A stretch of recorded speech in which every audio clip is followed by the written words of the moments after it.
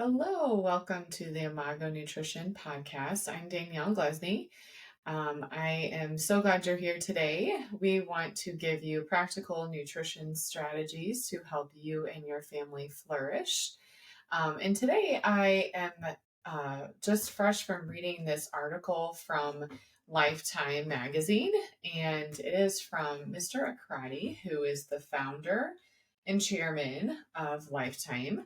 And I just wanted to share, he has some really great basic principles, but just a good reminder, I feel like, for all of us as we think about food. Our theme song, Thinking About Food. So, as we think about food, he starts off the article. We all know how much of an impact food has, but he lists off some really great things. So, just as a reminder, food is a eating is a vital act that sustains life and with effects that extend beyond survival to physical, mental, social, and spiritual well-being. So we kind of talked about a recent episode about how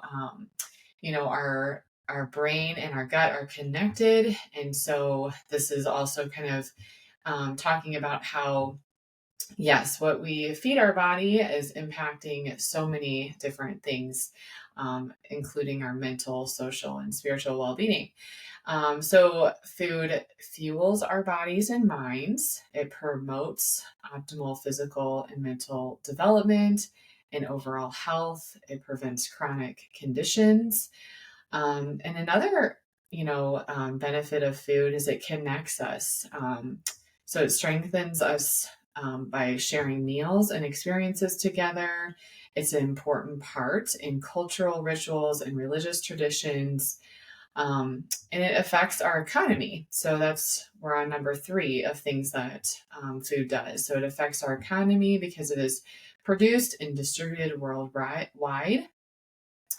And so, this understanding these things about how much food impacts our lives can help us to make more informed decisions and to think about it more carefully. And so he talks about decisions um, such as intentional food choices allow us to invest in our individual health and well-being and our communities and our planet. So kind of a threefold thing. So when we make intentional choices about our foods, we're investing in our health and well-being, and working on being in community with others, and then affecting our planet. So he says to start with knowing your body. What does your body need? What makes you feel well? What makes you feel worse? And to really pay attention to those things. And then to just approach food with curiosity and just refining your food choices. And with that, he leads into the first tip of getting educated. So learning as much as you can about nutrition and its role in your health, on metabolism, blood sugar, stress. We talked about, your gut and the microbiome. So his first tip in having harmony with food is not to be on social media and to see all these extremes that we're presented with. It just causes fear. So that is not how we want to make decisions. So instead, to get educated from the appropriate sources on what food does for your body. The second tip he has is meal plan and prep. So stay prepared with your pantry, freezer, those types of things stocked so you can have quick, ready meals. You can do assembly style if you can't cook, and just start there. Start with, if you can read a recipe, you can cook. So it just takes practice and time and patience. But meal planning and prep is going to really help you make better food choices in the long run over the course of a week. And then third, he says to embrace seasonal rhythms. So what he says in this is making sure you kind of know what foods are in season. and what foods are out of season and how much of a difference they taste. I think one reason people, say they don't like a food is maybe they tried it when it was out of season, or they didn't try multiple different cooking methods with that food. So he's just wanting you to focus on, eating the foods that are in season. I think that's really great advice, especially when you walk into a grocery store and see the produce section, whatever food you see most of. So if you see a huge pile of oranges, then oranges are in season. If you see a huge pile of strawberries, then strawberries are in season. So that is really helpful because then they do taste better. But when things are out of season, don't forget the freezer section, because that can help us have more fiber, vitamins, and minerals year round. So I agree. And I think another thing I would add into here with as far as seasonal rhythms, I think a lot of people kind of get off of their routine when there's a lot of birthdays or holidays or celebrations. And then they feel they're kind of off, like they're on or off a diet. And so I would more so try to think about when you embrace these seasonal rhythms, like we can enjoy that time and work on focusing on balance. Like you're going to balance the pleasure of eating and the purpose of eating, so that not one is taking over more than the other. So that's what I would add in there when it says to embrace seasonal rhythms, to remember that we're not on or off a lifestyle. We're not on or off a diet. We are in a healthy lifestyle, and that is our goal, to just balance all the time the pleasure and purpose of eating.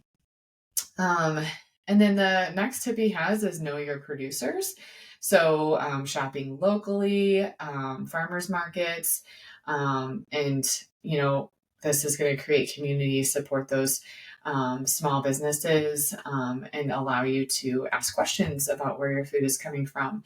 I think this is sometimes a little bit harder for me, but I think that is an area, everyone has an area to improve on. And so I think that's a really great one. The next one is to reach for fresh whole foods. So this is just to remind you that the shorter ingredient lists are best. So if you're reaching for those whole foods, has 1, 2, 3, 5 at most ingredients, then you're going to be choosing more minimally processed foods over the course of the day and the week.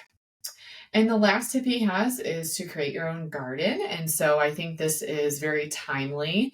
And when you say that right away, I feel like that's very intimidating. I've tried a garden multiple times, and like how much effort I put in it and how much is produced is kind of disheartening. And so when I read, the little few sentences under his tip there, he's not saying like, go all out and plant 5 different vegetables and 5 different fruits, to start with like, 1 or 2 plants, and just learn as you go. I feel like that's really helpful for me. I really am trying to learn a lot about fresh herbs right now. And so I think basil specifically is a fresh herb that grows really well outdoors. And so this is a perfect time of year to learn about basil. Buy 1 basil plant. I think is also great to start with something small that's not necessarily a seed if you've not done a lot of gardening, because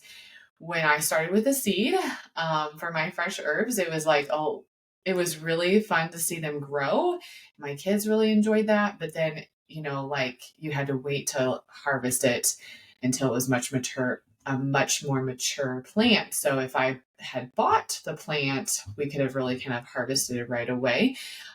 Just kind of an extra waiting time and frustration a little bit for, how much time you put into it. And for children, they can't wait very long. So that would be my tip on creating your own garden. But yeah, I hope this was helpful. The title of his article was In Harmony with Food, and just a really great reminders that we can think about our decisions and take these 5 steps in oh, actually it's 6 steps, and kind of just having a good mindset of how to make just choices about our foods. So hopefully you enjoyed this quick episode.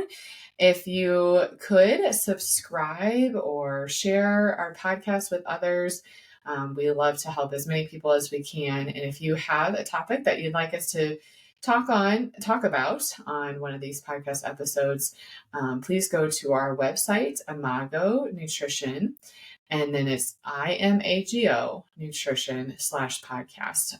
And we'd love to hear from you. Thank you so much and have a great day.